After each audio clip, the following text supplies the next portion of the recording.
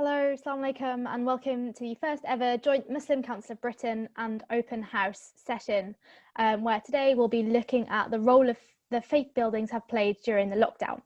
I'm Zainab and I'm the Public Affairs Manager here at the MCB. Before I hand over to our chair, Hassan Joudi, the Deputy Secretary General at the MCB, I'd like to go through a couple of housekeeping rules. This session is being recorded and will be uploaded to YouTube. If I could ask all attendees to please keep themselves on mute at all times so that we can hear our panellists when they speak. This is an interactive session, so please do take part. We'd love to have any questions or comments for any of our panellists, or just any observations that you'd like to share. So please do share and submit these through via the chat facility here on Zoom. And finally, you can keep up to date with the work of the MCB on our website, which is www.mcb.org.uk, or via Twitter, Facebook, Instagram, and YouTube by searching for the Muslim Council of Britain. I'll now hand over to our chair, Hassan Joudi, to start off and introduce our panellists.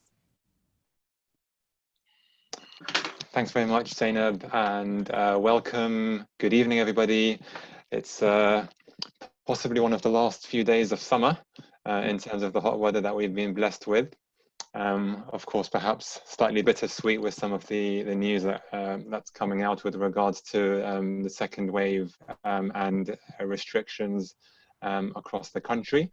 But with everything, there's a silver lining, and hopefully we can not only talk about the challenges that our various places of worship have had over the last couple of months of lockdown, but also some of the opportunities and the positives, and we'll shortly go through to our esteemed panelists to share their views on that. Please do feel that this is an informal session, and it's all about really discussion and dialogue. So we do want to make sure that there's enough time for questions. Please do, we'll try to leave a good amount of Q&A at the end. But if anyone has anything really burning, perhaps that you want to ask halfway, feel free to put something in the chat or to raise your hand. Halfway through, we'll also do a quick poll as well, so do look out for that halfway through the session. And we should be finished just before 7 p.m. As Zainab mentioned, I'm Hassan Joudi. I have the privilege and honor of leading on some of the mosque work at the MCB. And like with many of yourselves, we've seen our places of worship across the country, and of course specifically here in London, transformed in the way that we deliver services and in the way that we interact with our congregations, and the buildings being used in many different ways that perhaps were never conceived when the buildings were originally designed by the architects and the engineers who designed them all those years ago. A few numbers. I am an engineer by background, so I am partial to a few numbers. Across the country, approximately we have about 40,000 churches, 2,000 or so mosques, about 400 synagogues. I don't have the London specific figures, these are overall across the UK. And then similarly about 300 to 400 from the Gurdwaras from our Sikh community, and also Mandiras from the Hindu community, though we don't have representatives from those faith groups here today. And I think it's fair to say that, of course, these range in size. You have your big, huge capacity places of worship, and then you have small, in many cases, converted houses or converted buildings. So in many ways, it's very misleading just to say a church, for example, because a church can be huge and great and big, or it can be small. But each of them have had their challenges and how they've had to adapt in the last couple of months. And we hope to explore that today. So I'm going to quickly hand over now to our first panelist, who is Reverend Sally Thomas. I'll just do a quick introduction to Sally. So Reverend Sally is a minister with St. Paul's, Bayswater and Kensington United Reformed Church.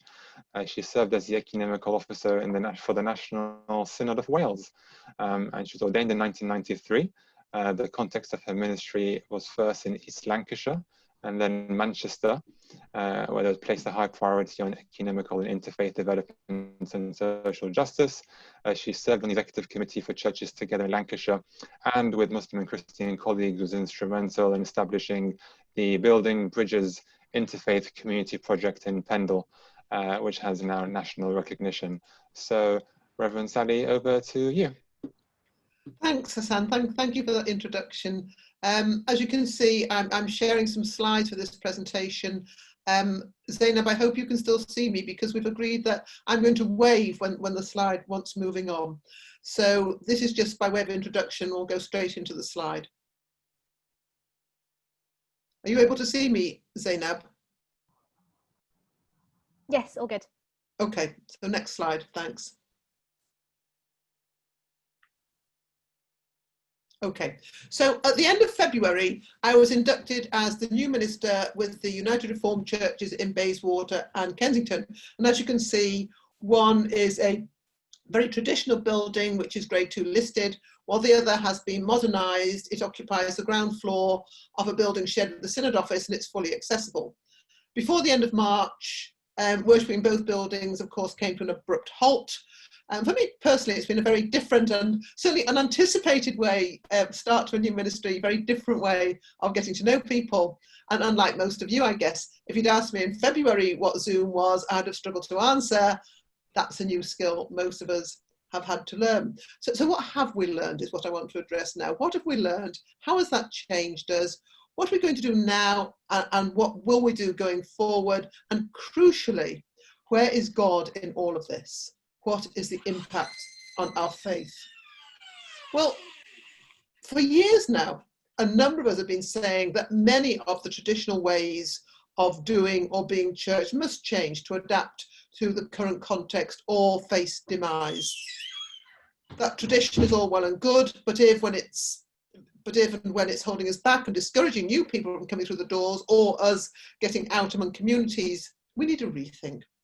Mostly, congregations and church leaders will nod and broadly agree, but rarely does anything of any significance happen. Well, COVID has turned these, but we've always done it this way attitudes absolutely on their head, where previously change was often akin to uttering a profanity to many in a church. Suddenly everything changed, everything, and we were forced to adapt. So what have we learned?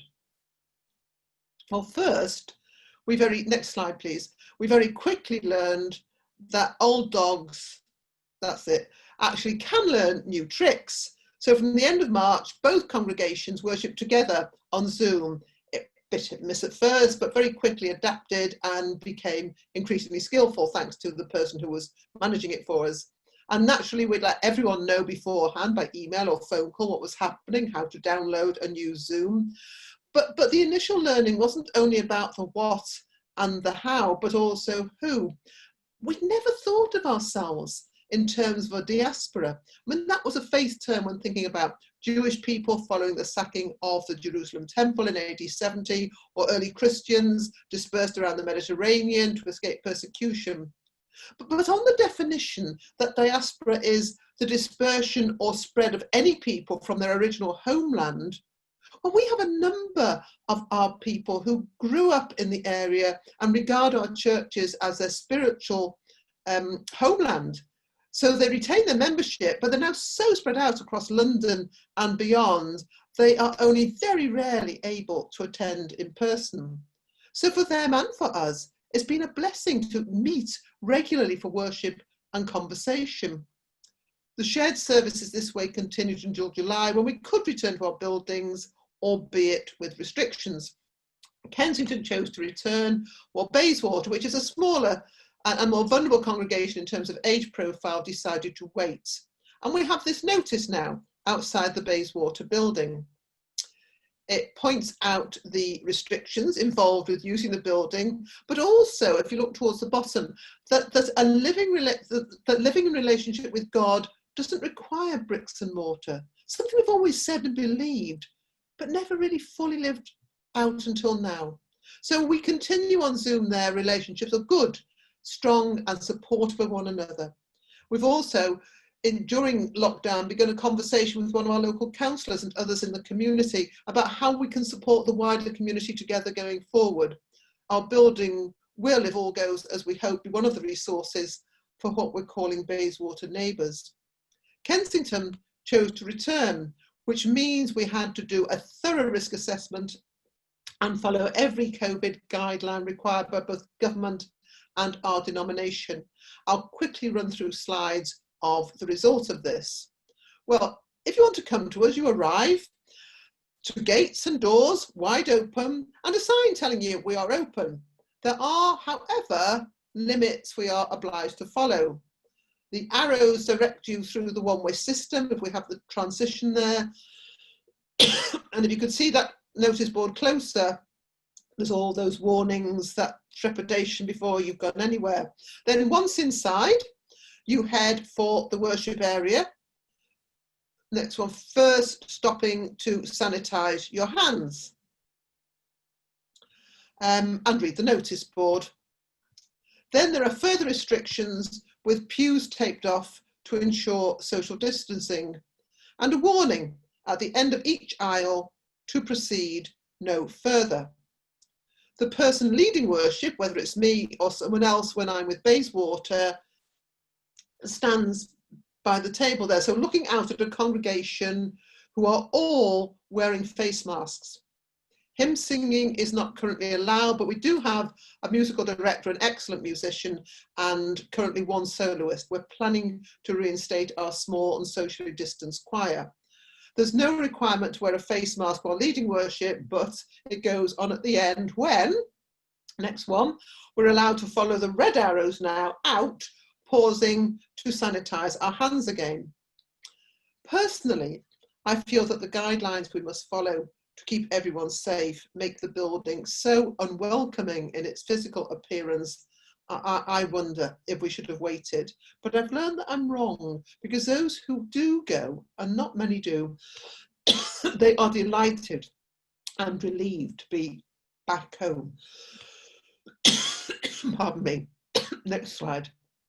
However, the majority have not returned to the building, so we've switched from Zoom to live streaming on YouTube every week. It's then available for those not watching live to download and watch during the week. Also, we have a handful of people with no IT access whatsoever, and they're of course equally valued, so each week a hard copy of the service is mailed out to them. Now, this has been a new discipline for me, and I think for many worship leaders. No finishing the sermon on a Saturday night. It needs to be in the post by midweek. And while relaxing on a Saturday night is a new and indeed a very pleasant experience, scripting everything in detail is also new and not always so pleasant. Next one, please. As a newcomer who hadn't had time to develop networks before lockdown, engaging with the Kensington and Chelsea faith community partnerships and the London Borough's faith network has been a lifeline and a huge encouragement. I must be honest and say human capacity at Kensington is very limited. It's prevented us from doing more, from doing all we'd like to. But through these engagements, I know that so many inspiring initiatives are going on all across London, and I'm able to tell folk about that and share news. And I'm also looking at how our building may be utilised more as a resource. Well, we've learned we don't necessarily need buildings for worship. They do have that potential to do more for and with the community. There's a slide here about coming out of church where you can see the arrows there. Now, we're not allowed to serve refreshments or socialise following the church guidelines, but as you see, we're facing the Britannia, who are also following COVID guidelines. They serve very good coffee. So some of us head there, which supports them, lets us have a social distance chat, which we appreciate. And that's where the slides end.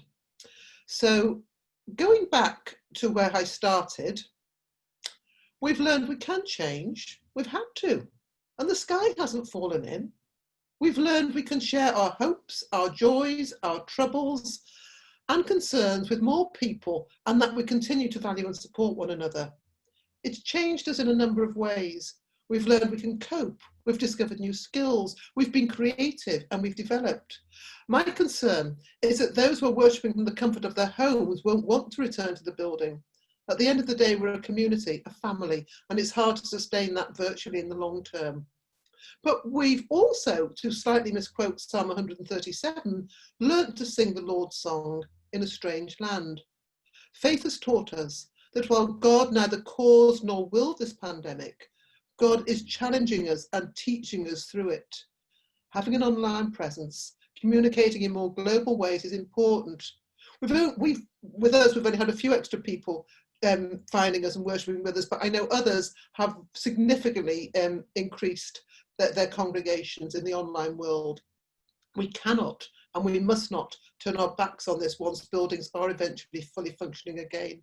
And I hope we've learned, I'll end here, that we need each other, people of all faiths and none, that we can do more in partnership than we could ever do on our own, that the needs of our communities are hugely diverse, and we have a role to play, and a significant one, I feel, in what is being termed building back better.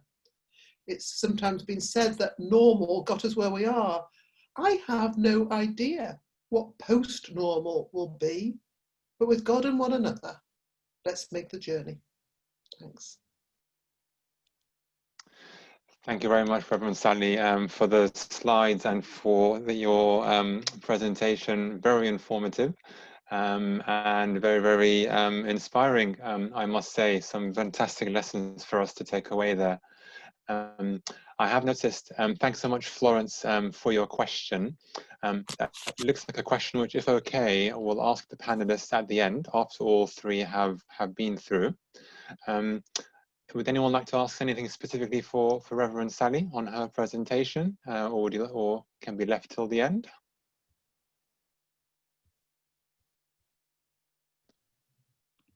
We shall take that as leave to the end. So thanks so much for that, Reverend. We'll come back to you at the end for the Q&A session. I'd now like to, well, actually, why don't we just take a pause for a second and we just do a quick poll. Zainab, hopefully you can hear us. So just before that, for those of you who don't know, today's webinar is part of the Open House London Festival. And Open House is an annual festival that makes or aims to make our built environment more inclusive and accessible. So we thought we'd ask yourself two questions, which you can answer now in front of you. The first question is, and they're all around visiting other buildings or places of worship in London or wherever else you're joining from, of course, because you can be joining from anywhere in the country. So please do take a second to pop your answers there in terms of before lockdown. How many times have you attended an open day or a tour of a place of worship in the last 5 years? This is physically in person.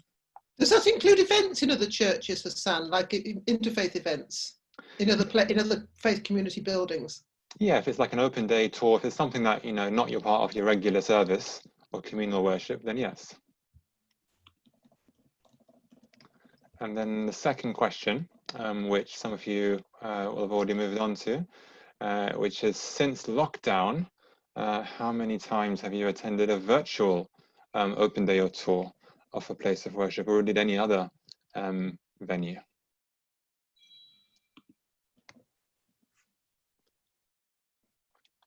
I'll just give it another 10 seconds for those who haven't had the chance to answer yet.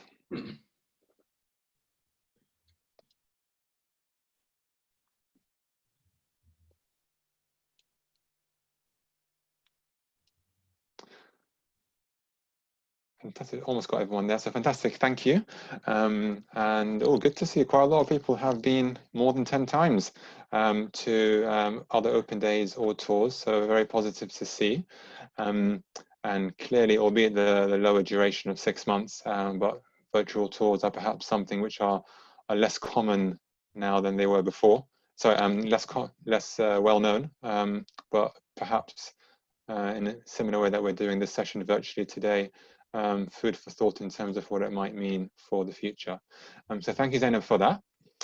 So we're going to move on to our final speaker for today, last but not least, who is Sufia Alam from the East London Mosque and London Muslim Centre.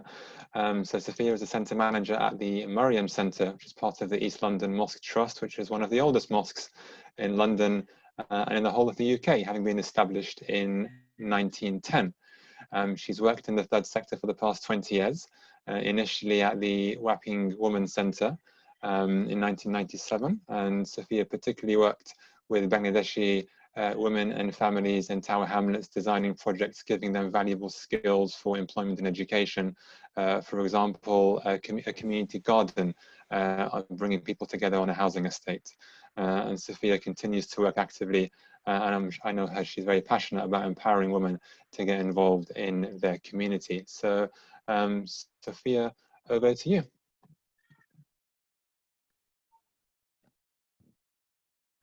Should unmute myself first. So Zainab, I have a short video to start off with, just to show the COVID response and you know, how our space was used, and then I'll go into the history. So if you can bear with us.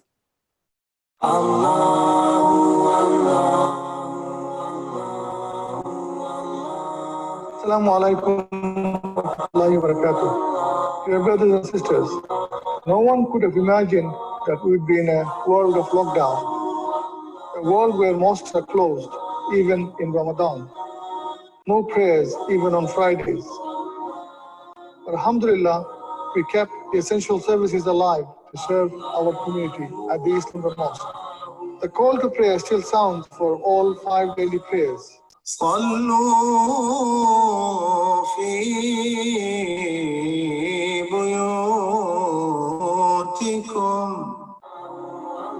Our phone lines have been kept open 7 days a week so that our imams can continue to give advice and our professional counselors can maintain their support. Our imams and special guests are giving online talks, which you can access through Facebook, YouTube, and Azan Video and Mixlr. And our website and social media also bring recitation, articles, and videos to thousands who listen from home. Since the start of lockdown, our staff and volunteers have delivered food parcels and medicines across the local community. We have also delivered more than 6,000 iftar meals to the local community who are in need and to the NHS staff. With your support, we have created a temporary mortuary due to the increase in death, especially in the Muslim community. We have trained volunteers and kitted them with PPE. The dignity of Muslim funerals has been maintained for all our deceased, including the victims of COVID-19.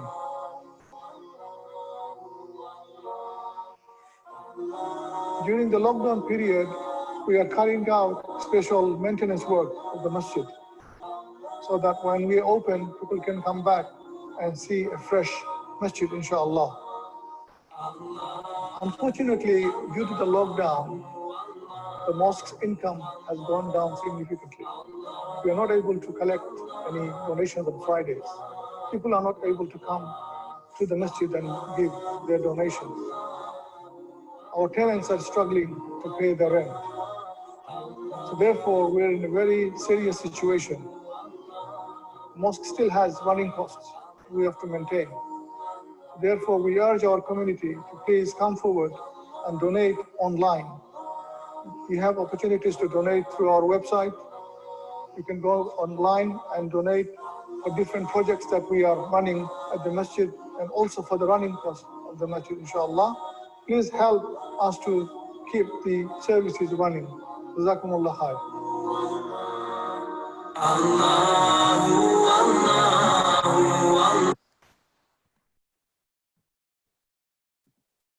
Thank you. That was a video that we made during Ramadan, which was one of the most difficult times for us at the East London Mosque, where we have a large gathering, usually of 7,000 people, congregants that would normally come. So it was a big emotional time for us. I would like to start off with a slide, Zainab, if you have that up, just to mention the history of the East London Mosque. I don't know if many people know. We actually 107 years, but 108 years of history dating back to 1910. And the mosque was known as a floating mosque because it was back then in different places, including Notting Hill Gate, and eventually found itself in the East End on Commercial Road. So we've got some old pictures here in the middle. So going back to the history of the mosque, we have a very good collection of the history recorded in the old minutes book dating back from 1910 to 1940, where we've got dignitaries and privy councils that came together to make a mosque worthy of the empire. So a lot of planning 50 years on, the mosque became established if you move on to the next slide. In 1975, we purchased on these 3 buildings on Commercial Road, which was about 20 minutes away from the existing Whitechapel Road. And it became the hub and center for Muslims in the East End and beyond. In 1985, we had a very significant opening where the dome was placed, and it had a historical landmark of having a dome and 2 minarets, and it was obviously looking like a mosque. And you can see we had Prince Charles and some other dignitaries that came for the opening. 2001, we had placed the foundation stones for 4 years of work on the London Muslim Centre, a centre that the community helped to raise and get from the developers to build one of the largest and the busiest Muslim centres, which is adjoined to the mosque, which is part of the East London Mosque. If you could go on to the next slide. I think, yes, so 2004, we opened a very big complex 5-storey, 4 main big halls with 2 schools. It's a very big open space, and that means more congregants could pray at the same time. Next slide. So I'm going to kind of zoom through, and then the Mariam Centre in 2013 was open to the public, and it's the dedicated women's space as well as the addition to the men's prayer space. So you can see how the congregation of East London Mosque has grown and is still growing. We've got plans for an extension to both the Mariam Centre and the East London Mosque side. Next slide. In 2015, interestingly, we acquired the Synagogue, which was sandwiched between the 2 buildings, the London Muslim Centre and the Mariam Centre. It used to be an Orthodox synagogue, and we had a really great relationship with that community there, and it was really sad to see them go. And we've made that space into a welfare centre. It's been leased out. And then next. Okay, so these are the kind of 4 areas of work that we work within: education, training, social welfare, religious and spiritual services, and community cohesion. So these 4 areas of work had kind of prompted us to work dynamically in this COVID lockdown. I think, Zainab, if you could go to the last slide, because there's lots of other slides. I just want to, sorry, the last one. It kind of shows how, there's another one, right, slide, that's it. So if you see the East London Mosque there in the community, you can see how large our complex is. And looking at a 30 to 45,000 footfall of people coming through the doors, and having this news within COVID to say that, you know, there is going to be a lockdown and people can't come to the prayer. Can you imagine the number of people we have to disappoint? Can you imagine the conversations we've had to elderly congregants that were, you know, they came to the prayers every single day for the last 60 years. And their fathers and their grandfathers came here, and it was really unheard of. So there was a really big shock to the system. And what we were very quick to do with the help of our imams and the networks that we built was able to get the congregants and also other mosques in the borough. So we're part of the Council of Mosques, and they look up to us for decisions and collaboration. So we decided together, along with the Interfaith Forum, so it was really important that as faith communities that we stuck together, and that there wasn't any kind of conflict between us about who's opened and who's closed, that we all closed our premises together. And it showed the nature of the seriousness of that. And we very quickly had to go into the virtual world, as Reverend Sally and Rabbi Jonathan had mentioned. It was very a new thing, and it wasn't for everyone. Older generations didn't have Zoom, though some of them, you know, acquired it later on. But we did have the Adhan radio, which is a kind of a transmission that we normally have, where people can listen to the call for prayer, they can listen to the sermons. So we continued the sermons online. We had the recitation of the whole Quran, which we do during Ramadan, online. There was no prayers in Ramadan, and that was really heartbreaking. But I think it kept the community going because we were delivering religious services, and alongside we were delivering practical initiatives like the food bank. So we created a food bank, we worked with existing food banks, we utilized our volunteers to go and do drop-offs. The call centers, as you saw, they were very busy.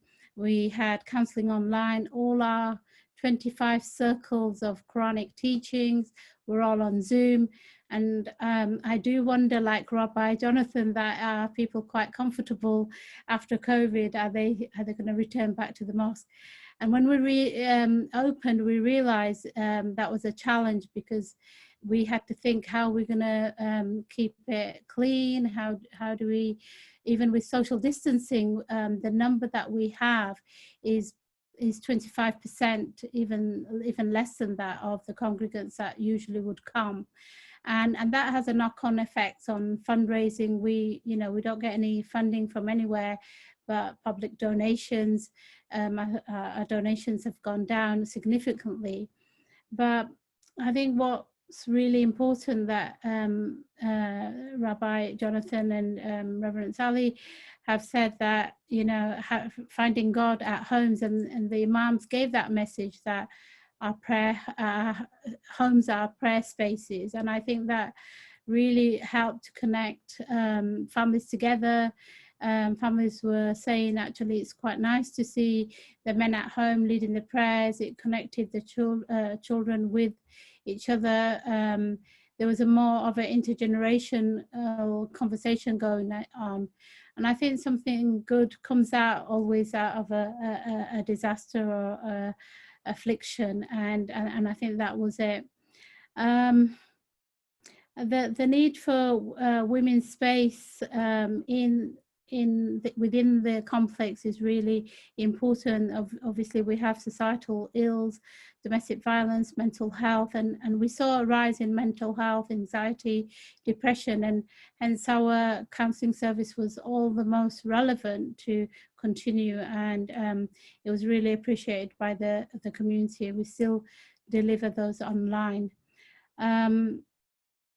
What else can I say? I think we're looking at a second wave, and it's going to be really difficult to, I mean, we've been having lots of meetings, how we can avoid closing the mosque, how do we heighten the message of masks, cleanliness, social distancing, and mostly people are adhering to it because that's the last thing they want to see. Faith spaces create a sanctity, and it's really important for the whole community to access, and especially Islamic Mosque, we have various services, projects. This year, unfortunately, we couldn't do Visit My Mosque, but there was lots of virtual tours. We'll be doing our school tours virtually. So we're always thinking how we can use technology, but keep the connection between the community and the different parts of the community.